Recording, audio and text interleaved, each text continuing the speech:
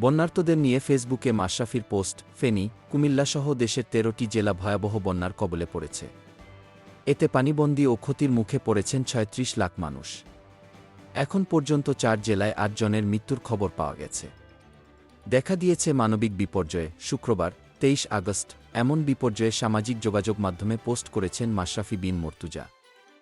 বাংলাদেশ জাতীয় ক্রিকেট দলের সাবেক অধিনায়ক বন্যার্তদের জন্য সৃষ্টিকর্তার কাছে প্রার্থনা করেন। নিজের ভেরিফায়েড ফেসবুক পেজে মাশরাফি লিখেছেন, ভয়াবহ বন্যায় আক্রান্ত ফেনী, নোয়াখালী, কুমিল্লা, পার্বত্য চট্টগ্রামের বেশ কিছু অঞ্চলসহ গোটা দেশ। মানবেতর জীবন পার করছে লাখো মানুষ। মহান আল্লাহর কাছে প্রার্থনা করি এই বিপদ থেকে আমরা যেন দ্রুত পরিত্রাণ পাই। এদিকে অনাকাঙ্ক্ষিত বন্যায় মৃত্যুমুখে পতিত হয়েছে লাখো মানুষ। বন্যার্ত এসব মানুষের পাশে দাঁড়ানোর আহ্বান জানিয়েছেন বাংলাদেশ জাতীয় দলের ক্রিকেটাররা।